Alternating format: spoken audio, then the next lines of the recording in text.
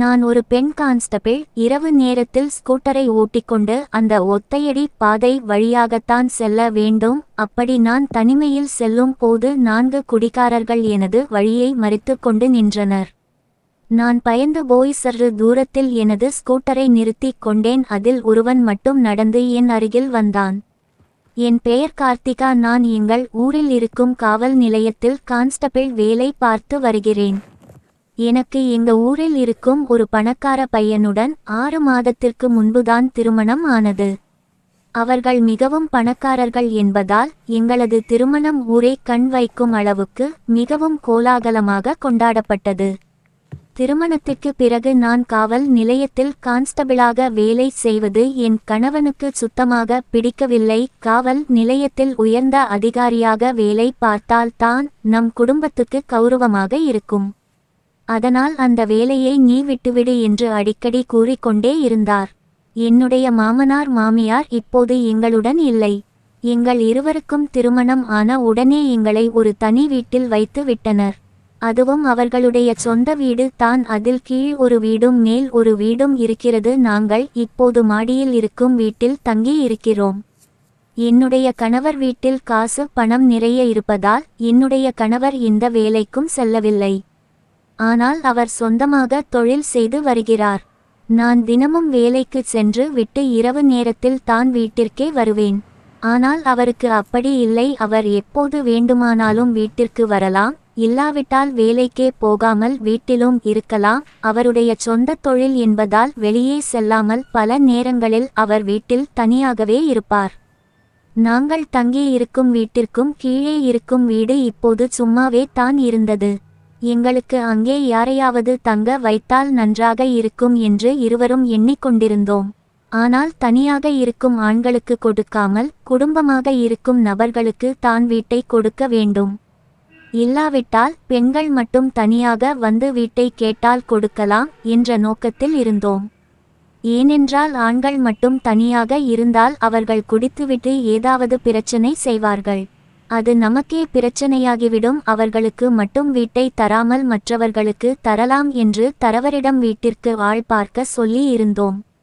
நாங்கள் நினைத்தபடியே 2 பெண்கள் மட்டும் தனியாக தங்குவதற்காக எங்கள் வீட்டை பார்க்க வந்தார்கள். அவர்கள் இருவரும் மிகவும் அழகாகவும் இருந்தார்கள். என் கணவர் அவர்களே வைத்த கண் எடுக்காமல் பார்த்து கொண்டே இருந்தார்.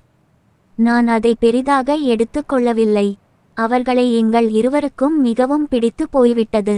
இருவருமே ஒரு மெடிக்கல் ஷாப்பில் வேலை பார்த்து வருவதாகவும் ஆனால் அதில் ஒரு பெண் மட்டும் இரவு நேரத்தில் வேலைக்கு சென்று விடுவதாகவும் ஒரு பெண் பகல் நேரத்தில் வேலைக்கு சென்று விடுவதாகவும் சொன்னார்கள். எங்களுக்கும் அவர்களை மிகவும் பிடித்திருந்தது. இருவரும் அடுத்த நாளே எங்கள் வீட்டில் வந்து குடியேறி விட்டனர். கீழே இருக்கும் வீட்டில் அவர்களுக்கு தேவையான அனைத்து வசதிகளையும் நாங்கள் செய்து கொடுத்தோம். அவர்களும் எங்களுடன் நன்றாக பழக ஆரம்பித்தனர். நான் வேலைக்கு செல்லும் போதெல்லாம் அவர்கள் இருவரையும் பார்த்துவிட்டு தான் செல்லுவேன். அதில் ஒருத்தி தூங்கிக் கொண்டிருப்பாள், இன்னொருத்தி வேலைக்கு கிளம்பி கொண்டிருப்பாள். அப்படியே 2 மாதங்கள் ஓடின. எல்லாமே நாங்கள் நினைத்தது போன்று தான் நடந்திருக்கிறது. எங்கள் வாழ்க்கையில் எந்த ஒரு பிரச்சனையும் இல்லை. இப்போது எங்களது வாழ்க்கை மிகவும் சந்தோஷமாக போய் கொண்டிருக்கிறது என்ற நிம்மதியில் நான் காவல் நிலையத்தில் வேலை பார்த்து கொண்டிருந்தேன். அப்போது எனக்கு திடீரென்று ஒரு போன் கால் வந்தது. அது என் வீட்டிற்கும் கீழே தங்கி இருக்கும் அந்த பெண்ணில் ஒருத்தி தான் எனக்கு போன் பண்ணி இருந்தாள். அவள் பேசாமல் அழுது கொண்டே இருந்தால். எனக்கு ஒன்றுமே புரியவில்லை. என்ன ஆயிற்று? ஏன் அழுகிறாய்? என்னாச்சும்மா? என்ன பிரச்சனை என்று கேட்டேன். அவள் அதற்கு பதில் எதுவுமே சொல்லாமல் திரும்ப திரும்ப அழுது கொண்டே இருந்தாள். அவளை எப்படி சமாதானப்படுத்துவது என்று எனக்கு தெரியவே இல்லை. அதே சமயம் அவள் என்ன பிரச்சனை என்று இதுவரை வாயைத் திறந்து அவள் சொல்லவே இல்லை. சற்று நேரத்தில் அவள் போனை கட் செய்து விட்டாள். நான் திரும்பவும் அவளுக்கு பலமுறை போன் செய்து பார்த்தேன். ஆனால் அவள் போனை எடுக்கவே இல்லை. என்ன நடந்திருக்கும்? எனக்கு ஒரே குழப்பமாக இருந்தது. சரி, நான் உடனே வீட்டிற்கு கிளம்பலாம் என்று நினைத்தாலும் இப்போது என்னால் கிளம்ப முடியாது. நான் கிளம்புவதற்கு இன்னும் 1 மணி நேரம் இருக்கிறது. காவல் நிலையத்தில் இன்னொரு கேஸ் போய்கொண்டிருக்கிறது. அதற்கு உண்டான வேலைகளை நாங்கள் இங்கே பார்த்து கொண்டிருக்கிறோம். அந்த வேலையை முடித்துவிட்டு தான் நான் வீட்டிற்கு கிளம்ப முடியும். இப்போது என்ன செய்வது என்று தெரியாமல் முழித்து கொண்டிருந்தேன். அப்போதுதான் எனக்கு என்னுடைய கணவரின் ஞாபகம் வந்தது. நான் உடனே அவருக்கு போன் செய்து என்ன பிரச்சனை என்று நீங்கள் போய் பாருங்கள் என்று சொல்லலாம் என்று நினைத்தேன். ஒருவேளை அவர் வீட்டில் இருந்தால் இன்னும் வசதியாக இருக்கும். எனக்கு அப்போது தான் ஒரு ஞாபகம் வந்தது. அவர் அடிக்கடி வீட்டிலேயே தான் இருப்பார். அதுவும் முக்கியமாக இந்த சமயம் வீட்டில் தான் இருந்திருப்பார். அப்போது கண்டிப்பாக அவருக்கு என்ன பிரச்சனை என்று தெரிந்திருக்குமே. அப்படி இருக்கும்போது ஏன் அவர் எனக்கு போன் செய்யவில்லை? எனக்கு ஒரே குழப்பமாக இருந்தது. நான் என்னுடைய கணவரின் மொபைலுக்கு போன் செய்து பார்த்தேன். ஆனால் அவருடைய போன் நாட் ரீச்சபிள் என்று வந்தது. எனக்கு அது மிகவும் ஆச்சரியமாக இருந்தது. இதுவரைக்கும் என்னுடைய கணவரின் மொபைல் இதுபோன்று இருந்ததே இல்லை. நான் எப்போது போன் செய்தாலும் 2 வினாடிகளில் போனை அட்டன் செய்து விடுவார். ஏனென்றால் எப்போதுமே அவர் அவருடைய மொபைலை கையிலேயே வைத்திருப்பார். இன்று அவருக்கும் அவருடைய போனுக்கும் என்ன ஆயிற்று? ஒரு பக்கம் என்னை இன்ஸ்பெக்டர் அழைத்தார். என்னமா அந்த கேஸ் பைலை எழுதி முடிக்க சொன்னேன்ல, அத கொண்டு போய் ஜட்ஜ் வீட்டில கொடுக்கணும். இன்னும் 1 மணி நேரத்துல நீங்க வீட்டுக்கு கிளம்பி போயிடுவீங்க. அதுக்குள்ள எழுதி முடித்து விடுவீர்களா? சப்போஸ் லேட்டாயிடுச்சுன்னா நீங்களும் எஸ்ஐ சாரும் கொண்டு போய் அந்த கேஸ் பைல ஜட்ஜ் வீட்ல கொடுத்துட்டு வந்துடுங்க. இதை கேட்டது எனக்கு அப்படியே அதிர்ச்சி ஆயிடுச்சு. இந்த எழுதி முடிக்கிறதுக்கே எனக்கு ரொம்ப டைம் ஆகும். அதை கொண்டு போய் ஜட்ஜ் வீட்ல கொடுத்துட்டு வர்றதுன்னா அது எனக்கு இன்னும் டைம் ஆயிடும். வீட்ல வேற என்ன பிரச்சனைன்னு தெரியல. எனக்கு அப்படியே பைத்தியம் பிடிக்கிற மாதிரியே இருந்தது. சற்று நேரத்தில் திரும்பவும் அதே பெண் எனக்கு போன் செய்தாள். என்னுடைய போன் பெல் அடித்ததும் எனக்கு பயம் தொற்றிக் கொண்டது. மீண்டும் அதே பெண்தான். அவள் தான் எனக்கு போன் பண்ணுகிறாள். நான் மிகவும் பதற்றத்துடன் போனை கையில் எடுத்து அந்த போனை அட்டென்ட் செய்து காதில் வைத்தேன். அதில் அவளது அழுகுரல் மட்டும் தான் கேட்டுக்கொண்டே இருந்தது. நான் திரும்பவும் அவளிடம் என்ன ஆயிற்று? அங்கு என்ன நடக்கிறது? என்ன பிரச்சனை உனக்கு? பதில் பேசு, பதில் பேசு என்று கத்திக்கொண்டே இருந்தேன். ஆனால் அவள் அது எதுக்குமே பதில் சொல்லாமல் நீங்க எப்ப வீட்டுக்கு வருவீங்க? சீக்கிரமா வாங்க இந்த மாதிரி சொல்லிவிட்டு திரும்பவும் அவள் போனை கட் பண்ணி விட்டாள். நான் இதற்கு மேல் தாமதித்தால் அது சரி வராது என்று சொல்லிவிட்டு என் சீட்டில் இருந்து எழுந்து நேராக இன்ஸ்பெக்டர் அறைக்கு சென்றேன். அவர் என்னை பார்த்ததும் என்ன அதுக்குள்ளாக வேலையை முடித்து விட்டீர்களா? பரவாயில்லையே, ரொம்ப சுறுசுறுப்பாக இருக்கிறீர்களே. அப்படியே அந்த பைலை ஜட்ஜ் சார் வீட்ல மட்டும் கொடுத்துட்டு போயிருங்க என்று என் முகத்தை பார்த்து சொன்னார். நான் அவருக்கு எந்த ஒரு பதிலும் சொல்லாமல் அவரின் முகத்தையே பார்த்தபடி அமைதியாக நின்று கொண்டிருந்தேன். என்ன அமைதியா இருக்கீங்க? வீட்டுக்கு போகணுமா? டைம் ஆயிடுச்சா என்று என்னிடம் கேட்டார். நான் உடனே அவரிடம் சார் வீட்ல ஒரு பிரச்சனை, நான் உடனே வீட்டிற்கு போய் ஆக வேண்டும் என்று சொன்னேன். சரி, அதான் வேலைய முடிச்சிட்டீங்கல்ல, நீங்க கிளம்பலாம் என்று அவர் சொன்னார். உடனே நான் குறுக்கிட்டு சார், இன்னும் நான் எந்த வேலையும் முடிக்கவில்லை. ஆனால் எனது வீட்டில் இருந்து போன் வந்து கொண்டே இருக்கிறது. என் வீட்டிற்கு கீழே 2 பெண்கள் தனியாக தங்கியிருக்கிறார்கள். அவர்களுக்குத்தான் ஏதோ பிரச்சினை என்று சொன்னேன். என்ன பிரச்சனை என்று அவர் என்னிடம் கேட்டார். தெரியவில்லை சார், நான் வீட்டிற்கு போனால் தான் தெரியும் என்றேன். இன்னும் வேலையே முடிக்கவில்லை என்று சொல்றீங்க. அப்புறம் வீட்ல ஏதோ பிரச்சனை அப்படின்னு சொல்றீங்க. அது என்ன பிரச்சனைன்னே தெரியலன்னு சொல்றீங்க. சரி, பரவாயில்லை. இன்னைக்கு ஒரு நாள் மட்டும் தான் உங்களுக்கு நான் பர்மிஷன் கொடுக்கிறேன். இனிமே வேலையில் எந்த ஒரு சமாதானமும் இருக்கக்கூடாது. வேலைய முடிச்சாதான் வீட்டுக்கு போகணும். இந்த மாதிரி சொல்லிவிட்டு அவர் என்னை வீட்டிற்கு போக அனுமதித்தார். என் மனம் அப்போதுதான் நிம்மதி அடைந்தது. நான் வேகமாக காவல் நிலையத்தை விட்டு வெளியே வந்தேன். என்னதான் என்னை இன்ஸ்பெக்டர் வீட்டிற்கு போக அனுமதி தந்தாலும் காவல் நிலையத்தை விட்டு வெளியே வந்ததும் மீண்டும் பதற்றம் தொற்றிக் கொண்டது. நான் ஒரு ஸ்கூட்டர் வைத்திருக்கிறேன். இங்கிருந்து என் ஸ்கூட்டரில் என் வீட்டிற்கு போவதற்கு 20 நிமிடம் ஆகிவிடும். புதிதாக என் வீட்டில் வேறு ஏதோ ஒரு பிரச்சனை. நான் வீட்டிற்கு போவதற்குள் அங்கு என்ன நடக்கப் போகிறது என்று எனக்கு தெரியவில்லை. பயத்துடனே என்னுடைய ஸ்கூட்டரை எடுத்துக்கொண்டு வேகமாக கிளம்பினேன். நான் இதுவரை என்னுடைய ஸ்கூட்டரை இந்த அளவுக்கு வேகமாக ஓட்டியதே இல்லை. அவ்வளவு வேகமாக என்னுடைய ஸ்கூட்டரை நான் ஓட்ட ஆரம்பித்தேன். ஆனால் நான் போய்க் கொண்டிருக்கும் ரோடு சரியில்லாத ரோடு, மிகவும் குறுகலான பாதை.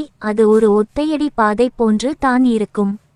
இருந்தாலும் நான் என்னுடைய வேகத்தை குறைக்கவே இல்லை. அவ்வளவு வேகமாக நான் போய்க் கொண்டிருக்கும் போது எதிர்பாராத ஒன்று திடீரென்று குறுக்கே வந்தது. அது வேறு ஒன்றும் இல்லை, ஒரு நாய் தான் குறுக்கே வந்துவிட்டது.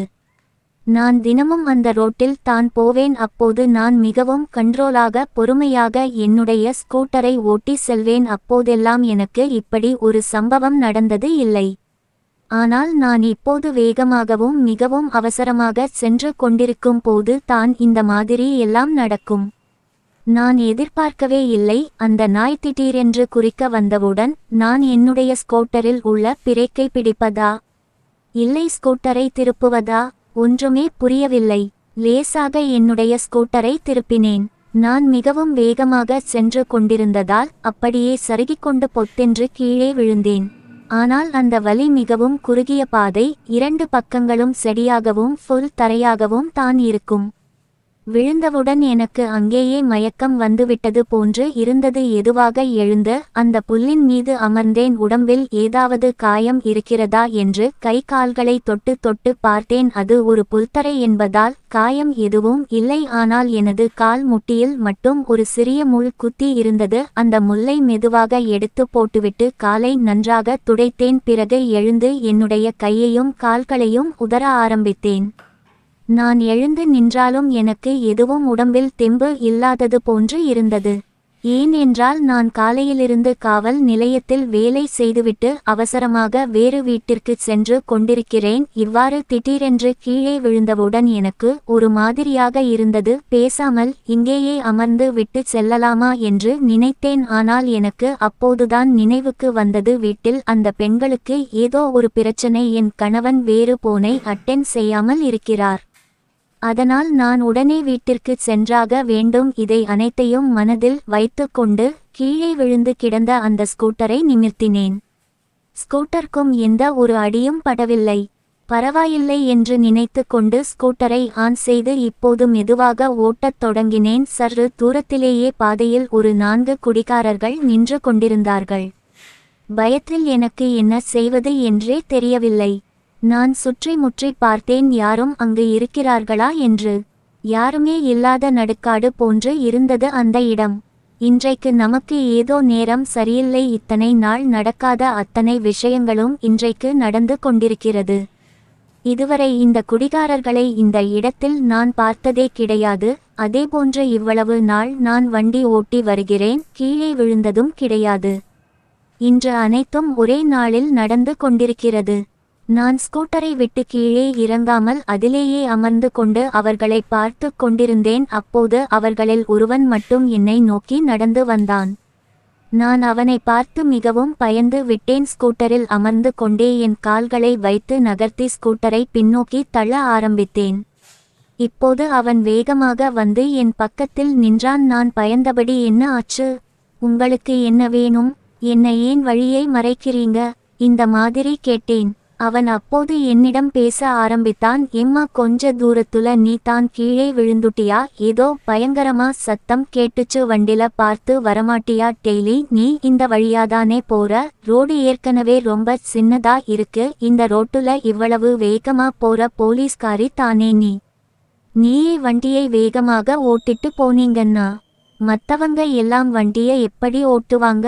பார்த்து மெதுவா வண்டிய ஓட்டிட்டு போம்மா, இந்த மாதிரி அவன் சொன்னான். அவன் அந்த மாதிரி பேசுனது எனக்கு ரொம்ப ஷாக்கிங் இருந்தது. அவங்க என்ன எதுவும் செய்ய போறாங்க, இல்லை ஏதாவது என்கிட்ட பிரச்சினை பண்ண போறாங்கன்னு தான் நான் நினைச்சுக்கிட்டு இருந்தேன். ஆனா இந்த இடத்தில் நடந்தது வேறு. அவன் என் வழியை விட்டு ஒதுங்கி நின்றான்.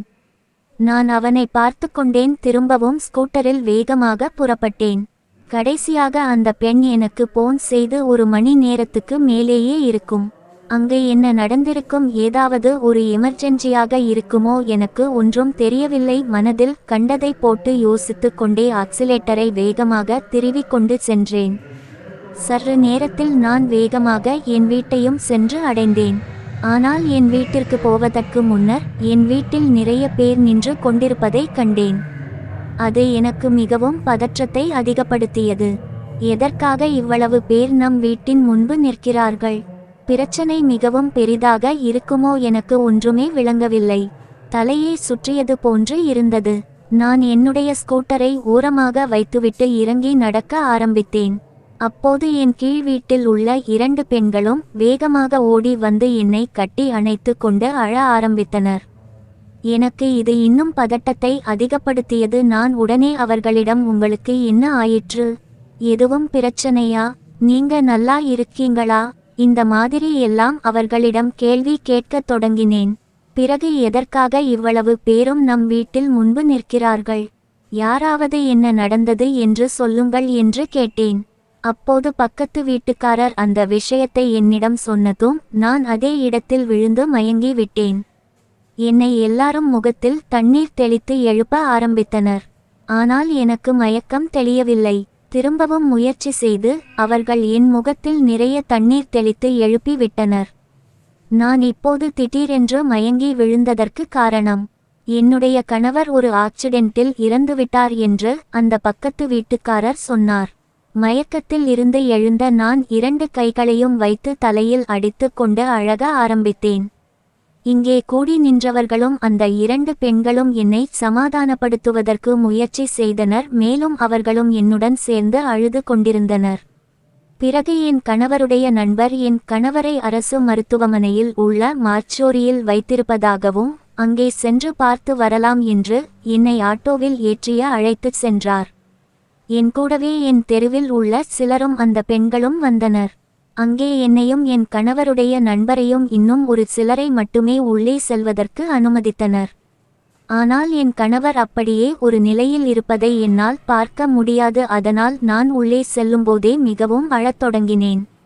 பிறகு என் கணவரின் உடலை கொண்டு வந்து அனைவரிடமும் காண்பித்தனர்.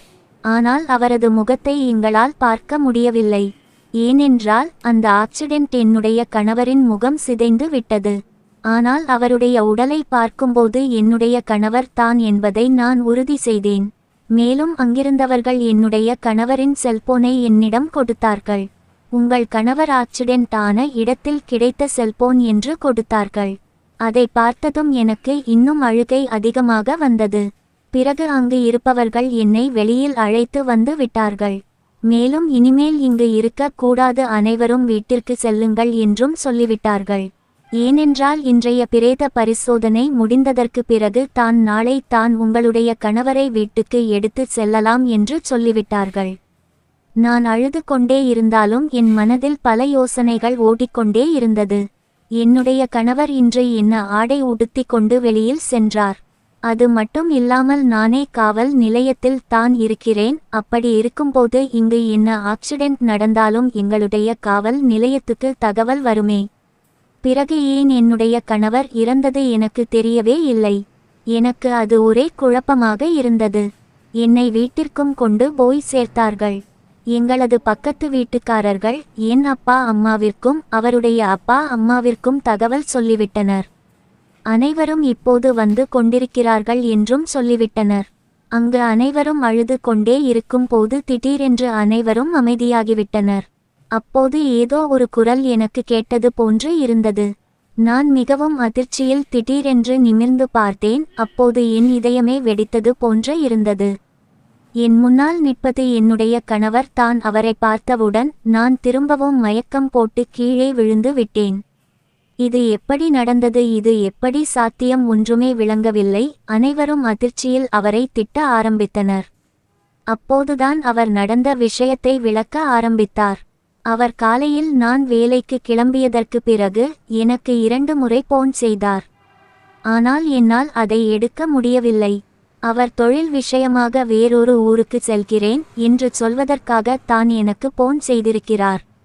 ஆனால் இவர் பஸ் ஸ்டாண்டில் இருக்கும் போது இவரது போனை ஒரு திருடன் திருடி விட்டான்.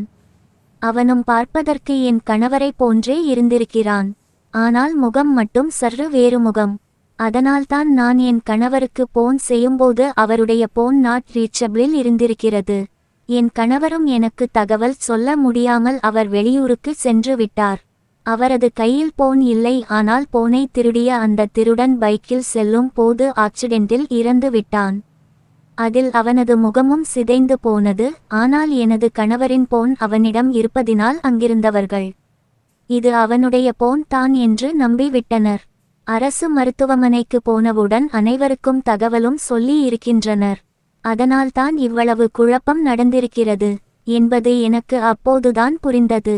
ஆனால் நான் ஒரு 3 மணி நேரமாக அழுது கதறிக் கொண்டிருக்கிறேன். அப்போது நடந்த விஷயங்கள் அனைத்துமே ஒரு கனவு போன்று மறைந்து போனது. இதுபோன்ற சம்பவம் இனிமே என்னுடைய வாழ்க்கையில் நடக்கவே கூடாது என்று எனது கணவனை அன்றிலிருந்து நன்றாக பார்த்து கொண்டேன். என்னுடைய கான்ஸ்டபிள் வேலையையும் விட்டுவிட்டேன்.